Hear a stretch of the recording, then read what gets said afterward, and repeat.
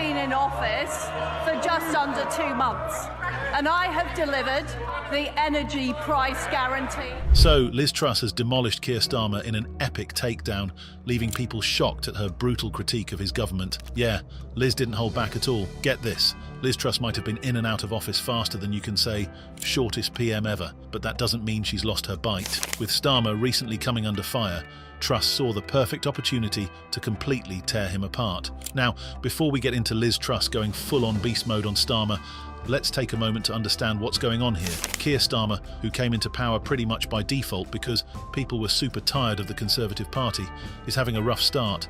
We're talking about cuts to winter heating payments, free suits from donors, and an economic strategy that has everyone scratching their heads. Yeah, it's that bad. Starmer's administration was supposed to be the solution after the chaos of Boris Johnson and Liz Truss's short-lived run. People were hopeful that Labour would clean up the mess, but here we are, just a few months into Starmer's term, and it's looking like the same old disaster. The economy's in shambles, energy prices are through the roof, and Starmer's government seems to be fumbling every step of the way. Our policy is to protect the most vulnerable for 2 years. But I had to take the decision, because of the economic situation, to adjust our policies. I am somebody who's prepared to front up. All right, now, let's get to the juicy part. Liz Truss absolutely shredding Starmer.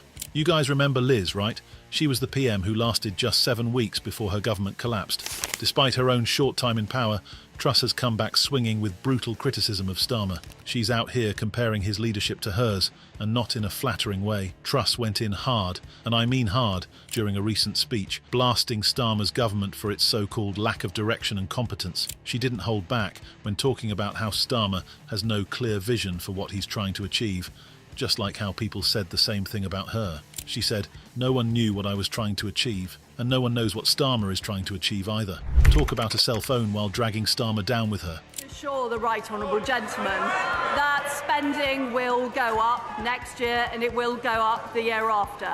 But of course, we need to get value for taxpayers' money.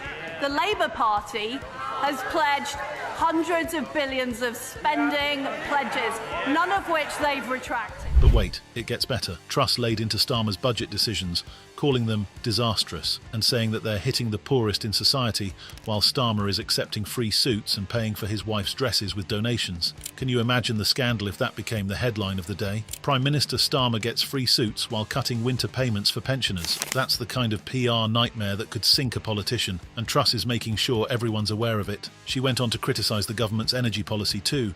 Truss brought up how Britain's been closing down its steel plants because energy prices are unaffordable, and she highlighted how Starmer's refusal to allow fracking has led to energy prices skyrocketing. "We're buying solar panels from China while our own economy is stagnating," she said. Talk about calling out a complete failure in policy. Truss pointed out that while China is growing stronger, Starmer is more focused on climate change as the biggest threat instead of dealing with the economic crisis here at home. I mean, think about that for a second. Britain's economy is tanking, and the Prime Minister is focusing on long-term climate policies while people are struggling to pay their energy bills. You can see why Liz Truss is coming for him. And the public, they are not happy. Everyone's asking the same question: where's the relief? Now, this next part is where Truss hits Starmer, where it really hurts: the public trust. The British people were already on edge with Starmer's government, and Truss took that frustration and cranked it up to 11. She pointed out that Starmer's been in power for a little over 2 months now, and he's already managed to lose at least 8 of his MPs. Like, these aren't small issues. Some MPs had the whip removed, others resigned. This is a Prime Minister whose own party is falling apart, and Truss didn't let him off the hook for it. And then she dropped a bombshell. If Starmer's Chancellor, Rachel Reeves, can't deliver a budget that wins popular support, Keir Starmer might not make it to Christmas. Imagine that, the Prime Minister potentially out before the year ends. Truss basically predicted his downfall unless there's a miracle in the next few months. She's already drawing parallels to her own collapse. Remember, it was her Chancellor's disastrous mini-budget that caused her downfall. Truss is warning Starmer that he's walking the same tightrope, and things aren't looking good. And it's not just Truss who's fed up. There's growing discontent across the UK, with protests and public anger at an all-time high. People feel like Starmer is out of touch with what everyday Britons are going through. While Starmer's government is focused on projects like the £8.3 billion Great British Energy Initiative, the public is struggling to make ends meet. It feels like a slap in the face when citizens are worried about keeping their homes warm, and the government is spending billions on energy projects that won't bring immediate relief. Truss was quick to point out how dangerous this disconnection between the government and the people is. She warned that Starmer's leadership is steering the UK into a deeper crisis. It's almost as if she's positioning herself as a voice of the people, standing up to a government that's ignoring their struggles. I do think there has to be some reflection of economic reality from the party opposite. Now, let's talk about one of the biggest punches Liz Truss threw, Starmer's foreign policy, or rather, the lack of it. Truss slammed the Labour government's softer stance on China, accusing Starmer of failing to protect Britain's economic interests. She highlighted how the former PM, Rishi Sunak, had labelled China as the greatest threat to the UK's economic security. But now, under Starmer, the UK is trying to cozy up to Beijing with a bilateral relationship. Truss couldn't believe it. She said, while the rest of the world is gearing up to protect itself from China, Starmer is still trying to maintain some sort of strategic ambiguity.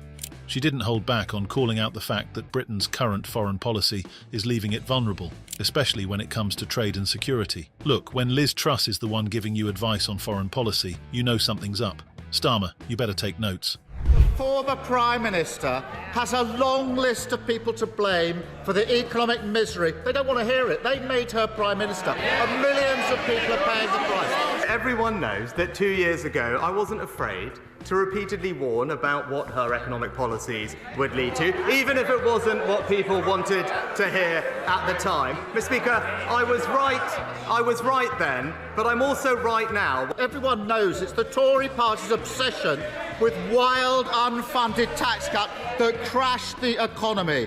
We know it, he knows it, they know it, and the whole country is living it. When my predecessor was running for leader, to use his words, I did have the stomach to argue out loud about her economic policies, had the conviction to say that they were wrong, but not once, but twice. He tried to make his predecessor Prime Minister. She didn't hold back in calling him a hypocrite for representing such a narrow group while claiming to be the party of the people. This might be the hardest pill for Starmer to swallow. Liz Truss, someone who was heavily criticised for her own leadership, has tapped into something that resonates with a lot of frustrated voters. And if Starmer doesn't find a way to reconnect with the public soon, those voters could turn on him quicker than we think. All right, let's dive into the reality check Keir Starmer is facing as he tries to navigate his leadership in the Labour Party. First off, Starmer's not just dealing with a minor headache, he's staring down a full-blown migraine of challenges that would make anyone question their sanity. Sure, he just scored a major victory in the UK general election, but that feels a bit like winning the lottery, only to find out you owe a ton of money in taxes. Unlike Tony Blair, who inherited a thriving economy and a wave of optimism back in the 90s, Starmer has walked into an absolute mess.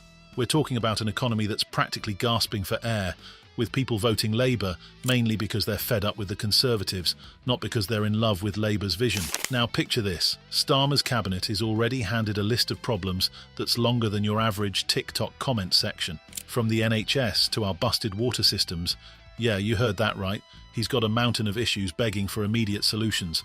Let's start with Thames Water, which is drowning in over $18 billion of debt. This company is on the brink of collapsing, and guess what? The regulator isn't about to let them hike up bills to save their skins. So Starmer might have to seriously consider nationalising the company, which is not exactly a popular move. And if that's not enough, we've got prisons overflowing like a bad roommate situation. England and Wales are facing 99% overcrowding, and the Prison Governors Association is sounding alarms that our entire criminal justice system is hanging by a thread. Starmer's promising to build more prisons, but those plans take years. In the meantime, he's stuck trying to figure out a way to get prisoners out early, which raises a whole new set of questions about public safety. Let's not forget about public sector pay either. The unions are already looking at him sideways, hoping Labour will step up after years of stagnation under the Conservatives. But the new Chancellor, Rachel Reeves, isn't exactly throwing around cash like it's confetti.